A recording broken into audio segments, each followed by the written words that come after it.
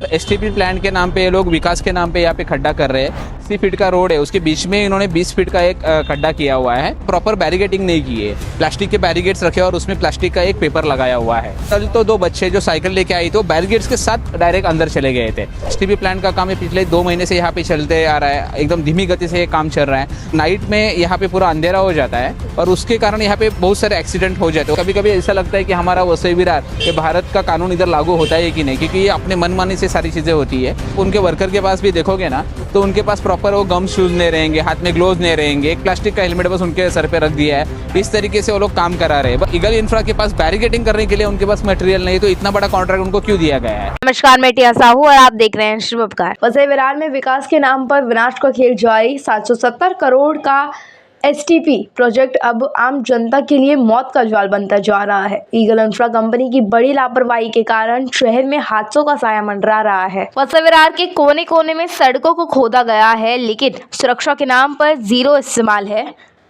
ना बैरिकेडिंग, ना चेतावनी बोर्ड और ना ही कोई सुरक्षा कर्मी। ताजा मामला नालासोपारा पूर्व के अचोले रोड का है, जहां बीती रात 2 मासूम अपनी साइकिल समेत 15 से 20 फीट गहरे गड्ढे में जा गिरे। घटना में बच्चों की जान बच गई, लेकिन सवाल यही है कि अगर कोई बड़ी अनहोनी या हादसा हो जाता तो इसका जिम्मेदार कौन होता। ईगल इंफ्रा का रिकॉर्ड दागदार रहा है। अचोले इलाके में कंपनी द्वारा डाली गई मिट्टी के ढेर की वजह से हाई टेंशन तार की चपेट में आकर 2 लोगों की मौत हो चुकी है।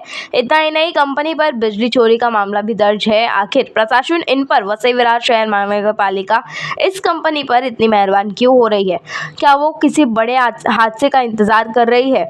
जनता परेशान है और प्रशासन मौन। अब देखना ये होगा कि इस लापरवाह कंपनी पर कोई ठोस कार्रवाई होगी या फिर वसई विरार शहर महानगर पालिका की जनता ऐसे ही अपनी जान जोखिम में डालकर चलने को मजबूर रहेगी। ऐसी और तमाम बड़ी खबरों के लिए बने रहिए हमारे साथ और देखते रहिए शुभ उपकार। इस पूरे विषय पर सुशांत मधुकर पवार ने क्या कुछ कहा, आइए जानते हैं। देखिए, ये खड्डा जो पिछले 3 महीने से इन्होंने बना के रखा है, जो पीछे से काम चलते आ रहा है, पूरा रोड इन्होंने डैमेज करके रखा हुआ है। और एसटीपी प्लांट के नाम पे ये लोग विकास के नाम पे यहाँ पे खड्डा कर रहे हैं। रास्ते के पूरा जो 80 फीट का रोड है उसके बीच में इन्होंने 20 फीट का एक खड्डा किया हुआ है जो 80 फीट लंबा है।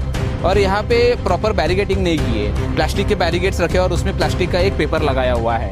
जो अगर इस तरीके से जो 15 से 20 फीट का अगर गड्ढा होता है तो उसके लिए प्रॉपर बैरिकेडिंग होना जरूरी है दोनों साइड से, वो भी लोखंड के बैरिकेड्स होना चाहिए। तो इन्होंने प्लास्टिक के बैरिकेड्स रखे हैं और कल तो 2 बच्चे जो साइकिल लेके आई तो बैरिकेड्स के साथ डायरेक्ट अंदर चले गए थे।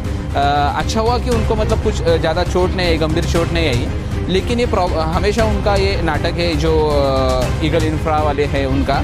और एसटीपी प्लांट का काम है पिछले 2 महीने से यहाँ पे चलते आ रहा है, एकदम धीमी गति से ये काम चल रहा है और पूरे ट्रैफिक का इशू हो रहा है, पूरे रोड ब्रेक हो रहे हैं। और जो नाइट में यहाँ पे पूरा अंधेरा हो जाता है और उसके कारण यहाँ पे बहुत सारे एक्सीडेंट हो जाते हैं। वो बैरिकेड्स को रिक्शा या बाइक हमेशा एक्सीडेंट हो जाता है यहाँ पे। और उसके वजह से इनको हमने रिक्वेस्ट किया है कि आप वहाँ पे रिफ्लेक्टर लगाओ या ब्लिंकिंग लाइट लगाओ, लेकिन अभी तक वो लाइटिंग्स नहीं हो रहे इनके पास कुछ भी। और इसलिए मैं आपके माध्यम से ये समाज को मतलब लोगों को बताना चाहता हूँ कि इस तरीके से वसई विरार में गलत काम चलते रहा मतलब आ रहा है। ये लोग का जो ठेकेदार है, जो कॉन्ट्रैक्टर है, उनका मनमानी चलते आ रहा है। कभी कभी ऐसा लगता है कि हमारा वसई विरार ये भारत का कानून इधर लागू होता है कि नहीं, क्योंकि ये अपने मनमानी से सारी चीज़ें होती है। ये सारे मामलों में मैंने पुलिस से इन्फॉर्म ये बात की है, तो पुलिस ने शायद उनको इन्फॉर्म किया है और आज वो लोग बोले कि हम लोग बैरिकेडिंग लगाएंगे। देखिए, ये लोगों का, उनके पब्लिक का तो छोड़िए, उनके वर्कर का सेफ्टी नहीं देखते। आप उनके वर्कर के पास भी देखोगे ना तो उनके पास प्रॉपर वो गम शूज़ नहीं रहेंगे, हाथ में ग्लोव्स नहीं रहेंगे, एक प्लास्टिक का हेलमेट बस उनके सर पे रख दिया है। इस तरीके से वो लोग काम करा रहे हैं। बस उनको अपने पैसे से मतलब है, काम सस्ते से सस्ते में करना चाहिए। अगर ईगल इंफ्रा के पास बैरिकेडिंग करने के लिए उनके पास मटेरियल नहीं, तो इतना बड़ा कॉन्ट्रैक्ट उनको क्यों दिया गया है? ये भी सोच वाली बात है। और ये कॉन्ट्रैक्ट देने के पीछे किसका हाथ है? यहाँ के कौन से पॉलिटिशियंस उसमें इन्वॉल्व है, ये भी मतलब खोज का विषय है। और अगर ये रुका नहीं तो इसके लिए हम ये मतलब ईगल इंफ्रा का कॉन्ट्रैक्ट रद्द करने के लिए हम लोग कोर्ट तक